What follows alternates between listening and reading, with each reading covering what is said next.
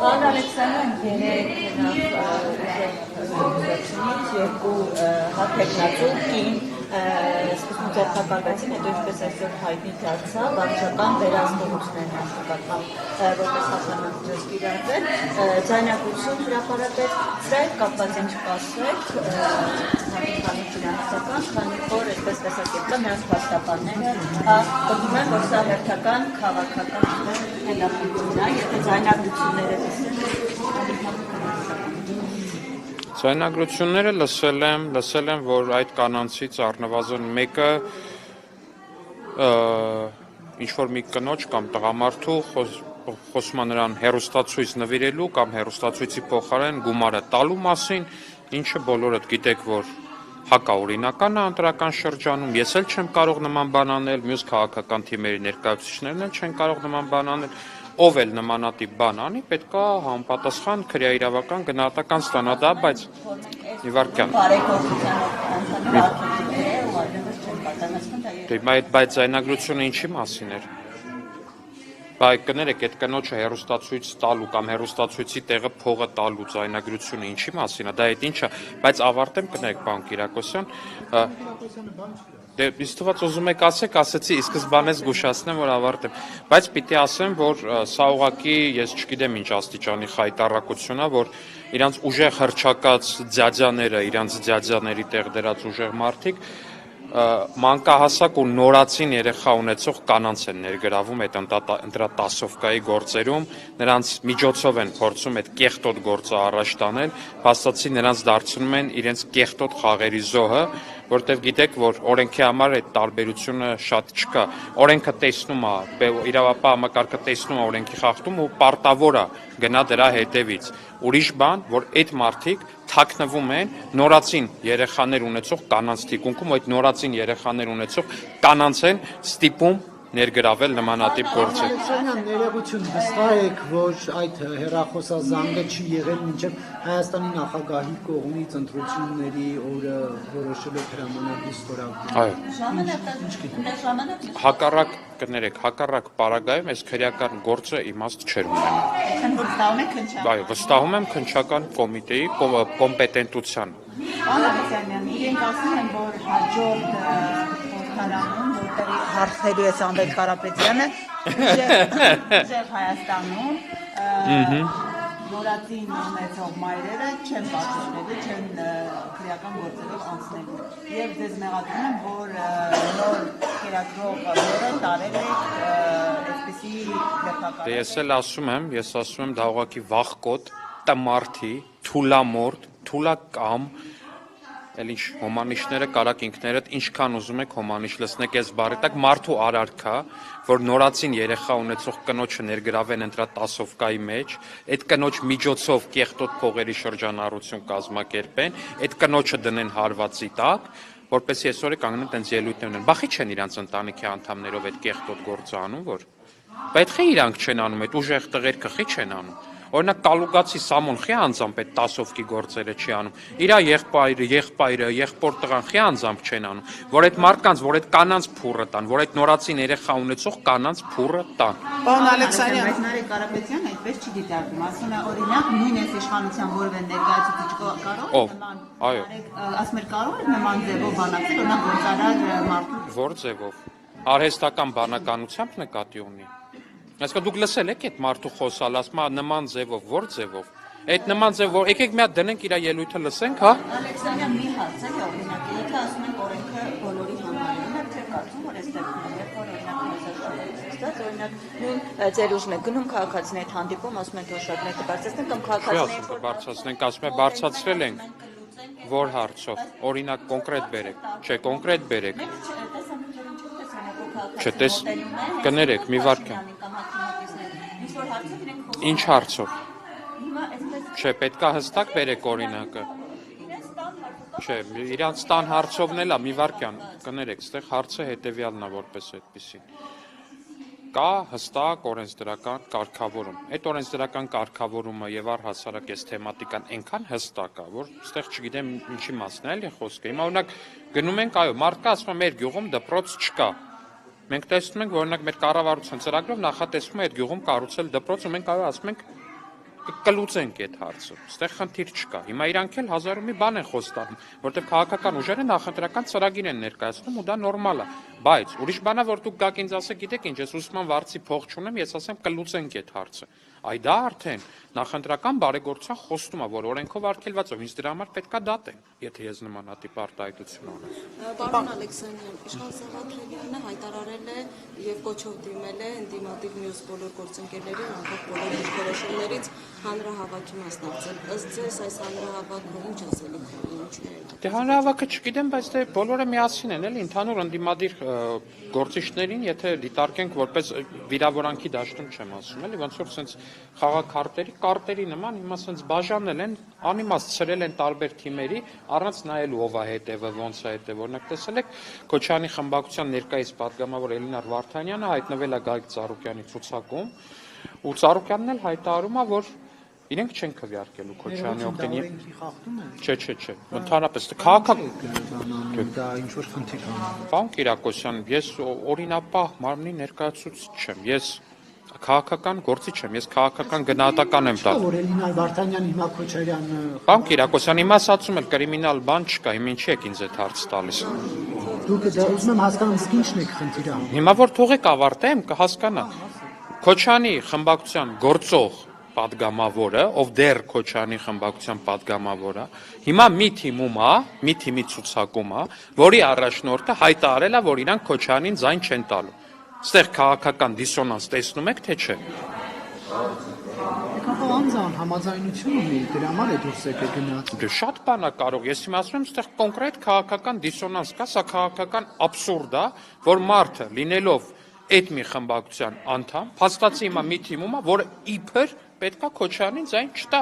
Ես դա եմ ընդգծում, ասում եմ, որ սա ուղղակի աբսուրդ է, դա սուտ է, այդ քաղաքական թիմերի խոսույթը առհասարակ ամբողջությամբ աբսուրդ է։ Փաստացի Կալուգայի Սամոն, Գագիկ Ծառուկյանը, Ռոբերտ Քոչարյանը, այս 3 քաղաքական թիմերի մեջ կա մեկ հայտարարված վարչապետի տեխնացու, դա Ռոբերտ Քոչարյանն է, որտեղ Կալուգած Սամոն օրենքով չի կարող լինել վարչապետի տեխնացու կամ վարչապետ։ Ծառուկյանը հայտարարում է, որ ինքը չի, չգիտեն ով է, գաղտնի ինչ որ տեխնացու կա,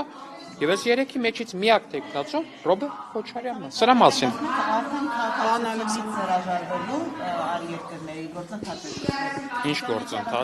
գործընթաց։ Դա հեքիաթ է։ Թող այդ դիմումները հրապարակային ներկայացնեն, որոնք իրանք ուղարկել են իր քաղաքացիության բոլոր երկրներին, որպեսզի այդ ամեն ինչը տեղի ունենա։ Թող ներկայացնեն այդ դիմումները։ Թող հրապարակային գրեն, ասեն նկարեն այդ դիմումները, դնեն, ասեն այ այս դիմումները մենք ուղարկել ենք այսինչ երկրներ, դա հեքիաթ է ուղղակի։ Պարոն Ալեքսանյան, մենք արդեն կարելի ասել ամենօրյա ռեժիմով ենք, ականատես լինում մարդկանց հենց նույն Դավիթ Մինասյանը, որը փորձեց հարվածել վարչապետին, թեև երեք բաց թողեցին, սկսեցին ասել, թե նա երեխա է, դպրոցը չի ավարտել, այս նույն կանանց պատմությունը, կարծեք թե անվերջանալի շղթա է։ Ի վերջո ձեր կոչը ո՞րն է, որտեղ անդադ շարունակվելու է այն մարդկանց, որոնք գուցե չգիտակցելով ներգրավում են քրեորեն պատժելի ինչ-որ։ Իմ կոչը հետևյալն է, որ սիրելի քաղաքացիներ, ընդդիմությունը ձեզ բոլորիդ փուրն է տալու։ Ընդդիմության համար դուք պետք եք միայն օրենքի խախտում կատարած եւ կալանավորված վիճակում։ Ընդդիմությանը ուրիշ կարգավիճակով դուք պետք չեք։ Լինեք դուք նորացնի մայր, լինեք դուք երիտասարդ կամ նույնիսկ դպրոցական։ Դուք նրանց պետք եք միայն նրա համար, որպեսզի կատարեք այնպիսի արարք, որը իրենք կամ իրենց ընտանիքի անդամները չեն կատարի, որտեղ բավականաչափ խելք ունեն ու ինքնապահպանման ինստինկտ ունեն դրա համար։ Իսկ դուք կկատարեք ու նրանք դրանից հետո կկարողանան ձեր արարքին համարժեք իրավական գնահատականի վրա քաղաքական կապիտալ կառուցել։ Մի տրվեք նրանց խոսույթին ու առհասարակ մի կատարեք այնպիսի գործողություններ նրանց թելադրանքով, որոնք հակոտնյա են Հայաստանի Հանրապետության օրենսդրության հետ։ Պարոն Ալեքսանյան, դուք շարունակ խոսում եք 3 այդ ինդիմադիրների, այս քրեական գործեր տարբեր քաղաքացիներին եք հորդորում ինչ-որ բաներ։ Եթե դուք ձեր հաղթանակի վրա վստահ եք, ինչ եք շարունակ թիրախավորում ընդդիմադիրներին տարբեր ձևով եւ պատերազմի հետ կապված խոսիքը եւ այլ խոսիքներ։ Եթե դուք վստահ եք, դուք անցնելու եք Ինչ եք անփակ Ես կներեք էլի, ես Սերժ Սարգսյանը չեմ, որ ստեղ կանգնեմ, ասեմ 100-ից 60 խփեմ, 70 խփեմ, թե 80 խփեմ։ Ես վստահ եմ, որ Հայաստանի Հանրապետության քաղաքացին ոնց որոշի, այդպես էլ լինելու է։ Ես այդ բանը չեմ կարող ստեղ պնդեմ, ասեմ մենք փոխարեն ասել արդեն որ 65% է ուզում։ Ժորժ ջան, ակնկալիքը եւ վստահ լինելը արդյունքի վրա խիստ տարբեր բաներ են, իսկ թվում է դուք դա հասկանում եք։ Դուք դա հասկանում եք, չէ՞։ Ճիշտ եմ հասկանում։ Բայց կներեք հարցին ապատասխանեմ ձեր գործընկեր, ինչ վերաբերում է թե ինչ ենք խոսում ընդդիմությունից, եկել եմ ստեղ կանգնել եմ Միջև այս պահը ինչ հարց տվել եք, սիրելի գործընկերներ, եղել է ընդդիմության մասին, կամ ստեղ կանգնեմ դուք ինձ ընդդիմության մասին հարց տաք, ես խոսամ, չգիտեմ, այդպես լուսնի շուրջը ճամփորդությունից նվիրում եք 3 ընդդիմադիր ուժերին։ Իշխանական այդ 3-ից մտավախություն ունեք, նրանց համախմբումից մտավախություն ունեք։ Նրանց համախմբումը արդեն իսկ կայացած փաստ է, որպես այդպեսին, այսինքն այդտեղ ինչ որ մտավախության հարց չկա, դա տեղի ունեցած փաստ է, իսկ թե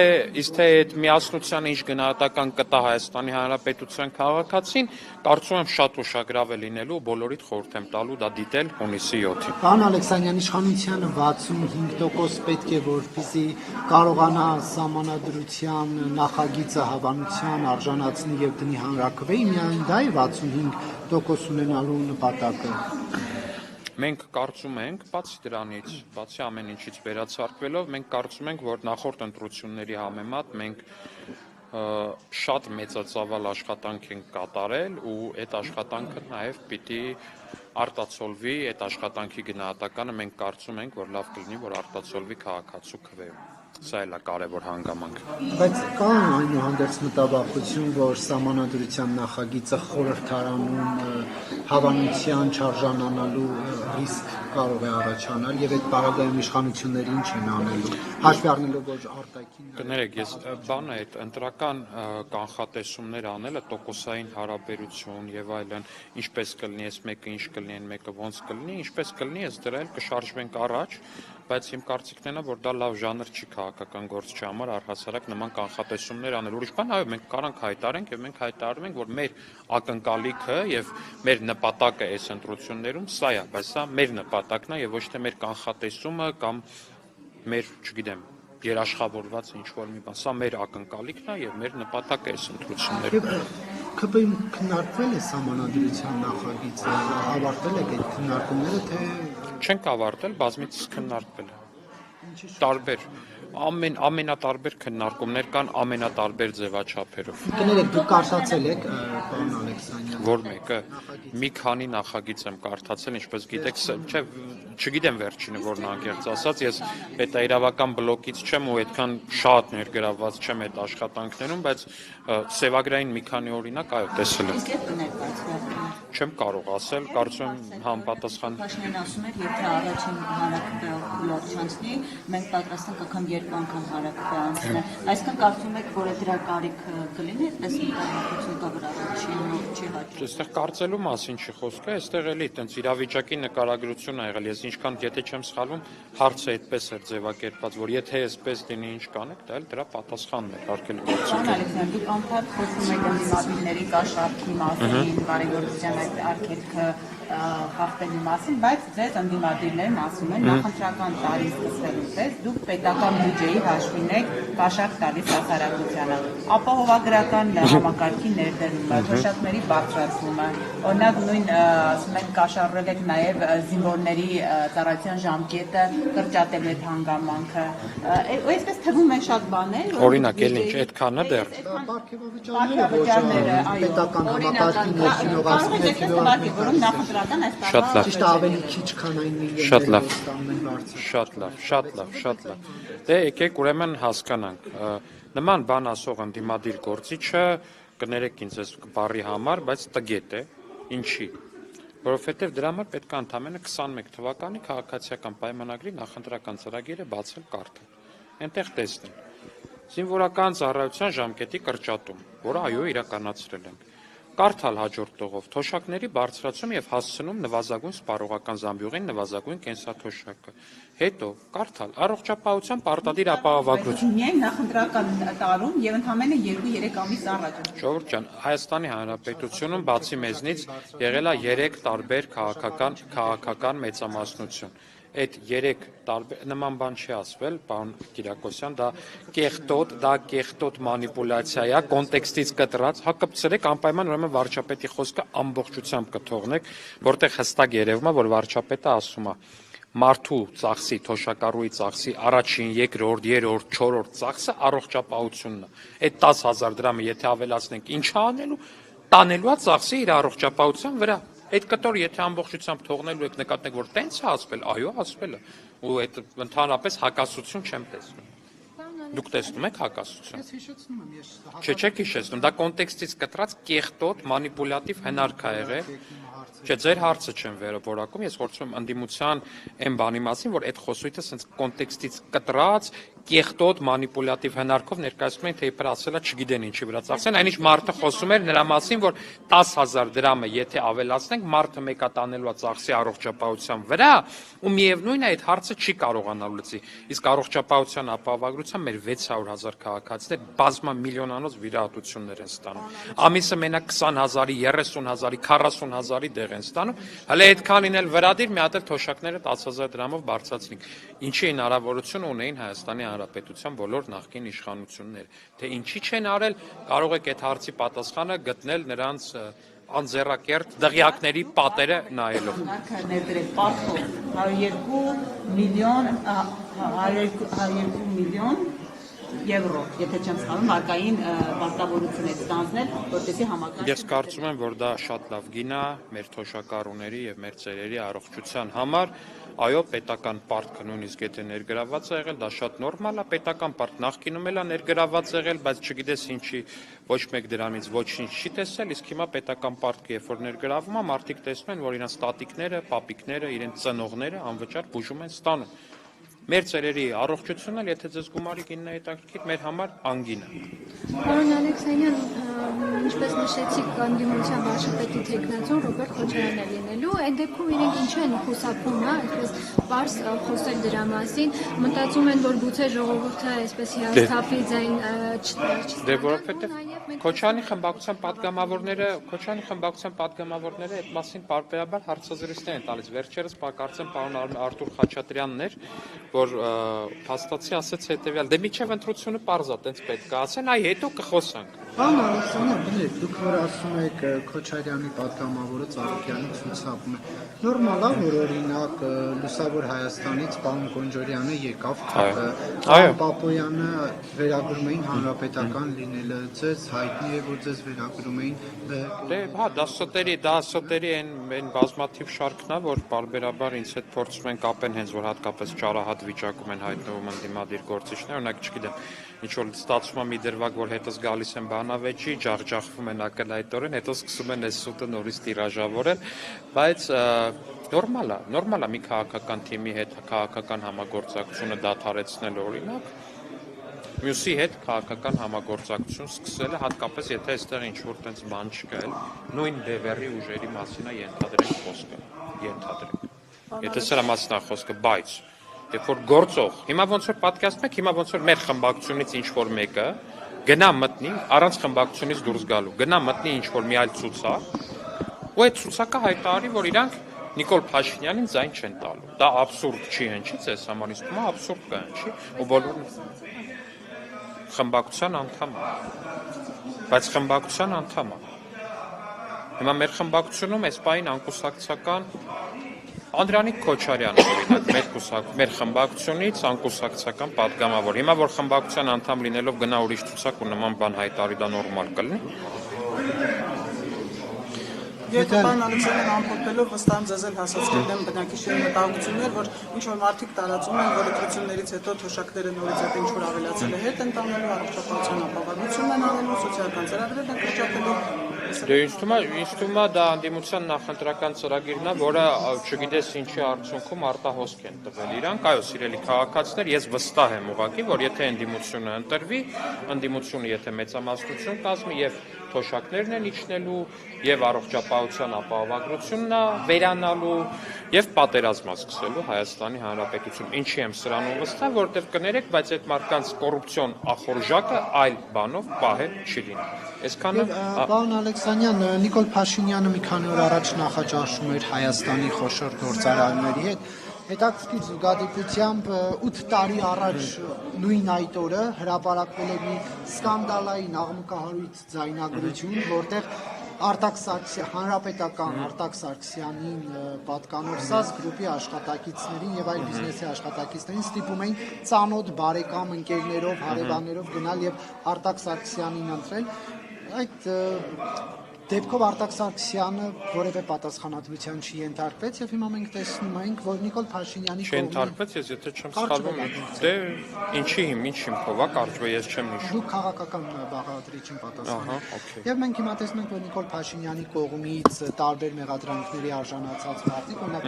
պարոն Սամվել Ալեքսանյանը, որ Նիկոլ Փաշինյանն ասում էր ի վերջո Մալազիայի ոստիկանությունը Հայաստանի Հանրապետությանն է, թե Սամվել Ալեքսանյանի անձնական ոստիկանությունն է եւ հայկական ժամանակ Շատ լավ, պարոն Կիակոսյան, խնդրում հարցը ձևակերպեք։ Պետք է բոլոր օրինակները թվարկել։ Այդքանը որ թվարկել։ Հա, ճիշտ է։ Նիկոլ Փաշինյանը շատ մեղադրանքներ ունի հիշեցրած Սամվել Ալեքսանյանը։ Եվ ինչպես է ստացվում, որ Սամվել Ալեքսանյանը ըստ Նիկոլ Փաշինյանի մարդ առևանգելու համար պատասխանատվության չի ենթարկվում եւ որպես խոշոր գործարար նախաճաշում է վարչապետի հետ։ Հայաստանի Հանրապետության վարչապետ ու առհասարակ Հայաստանի Հանրապետության կառավարությունը հարգելի գործընկերներ նաև տնտեսության համար պատասխանատվություն ունեն ու շատ մեծ պատասխանատվություն ունեն։ Այն որ զուգահեռ ձեր նշած մարդկանցից առնվազն մեկի հետ կապված վերջերս նաև հրապարակում էր եղել, որ նրան ձերբակալել են եւ այլն եւ այլն։ Ու այդ այսքան չեմ դեմա Արտակ չեմ հիշում, ինչ որ նմանատիպ դե մի խոսքով, տես նմանատիպ մամուլում առնվազն կամ հրավիրվել էր հարցաքննության ու մեղադրյալի կարգավիճը, եթե չեմ սխալվում, բայց գուցե դա էլ էական չի։ Իրավապահ համակարգը անում է իր գործը, բայց կառավարությունը նաև